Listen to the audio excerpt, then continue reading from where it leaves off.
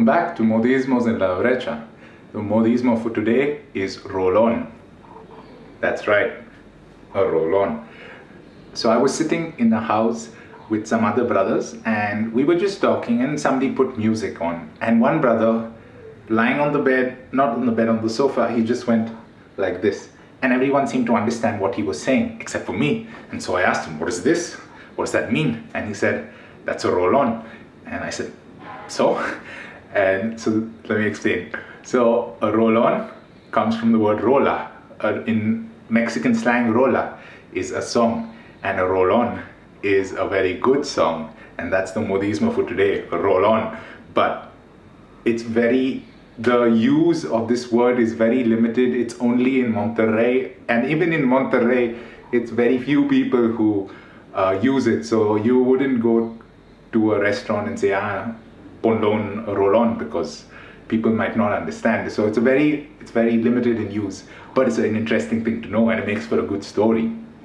Anyway, so I wanted to talk to you about my first couple of weeks in Mexico. And so to start off with the Brecha program, we first went and had some training, and the training was fun because I didn't understand much, but it was nice to be around other people and see what they're doing and stuff.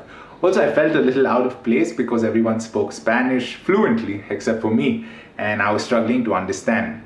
But I think I did quite a decent job in understanding the training that was imparted by most of the brothers, but except for a certain really brother who I didn't really understand too much because he had a very hard accent and he spoke really fast. But it was very fun to do, and it was quite a good experience.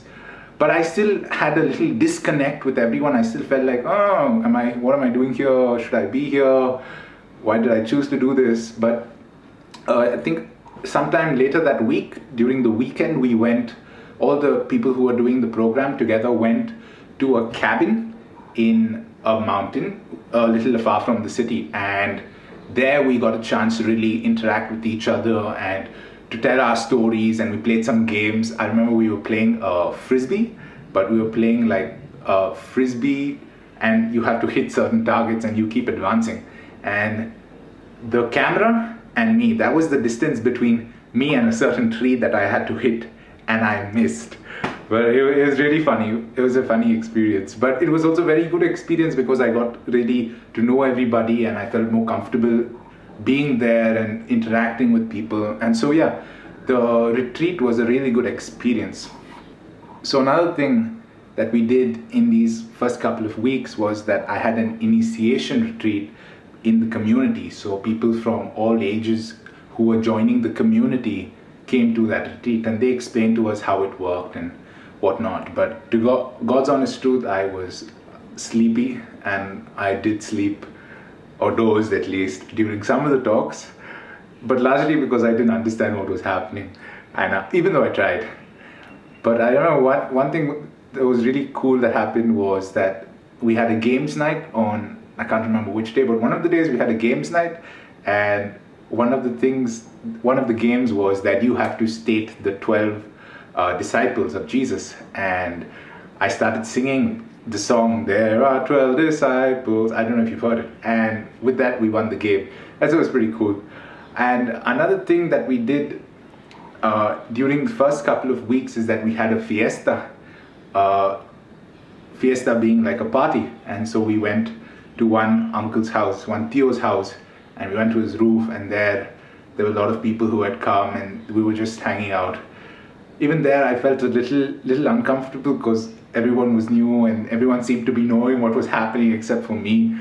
But there is the first time when I was able to really hold a conversation in Spanish with another person, and then I realized, okay, you know what, I've improved since a couple of weeks ago, and I was able to understand what he was saying, he was able to understand what I was saying, and I had a conversation for about 5 to 5 minutes, and I was like, wow, Neil, you've improved, right?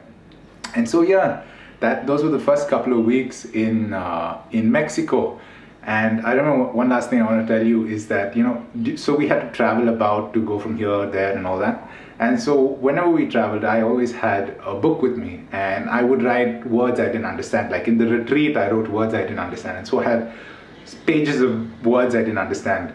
And whenever we traveled, I would always irritate whoever's with me. I would be like, okay, what does this word mean? And what does this word mean? And oftentimes they would have trouble explaining it to me, largely because either it's quite difficult to explain those words in English, or because sometimes it would just go like, because I didn't write them down correctly. So whatever I heard is what I wrote down. And oftentimes I didn't hear it correctly because I wasn't used to the alphabets and the vowels. And so I would write wrong things down, and then they would have to think, oh, this sounds like this word, and maybe this is what he wants to know. And so like that. And it was fun. It was fun. The first couple of weeks was a lot of fun, a lot of learning, a lot of interaction, and yeah. And so yeah, please subscribe, like, share, hit the bell icon, do whatever's necessary, get the word out. There's a cool dude making these videos. And also, yeah, I'll see you next week.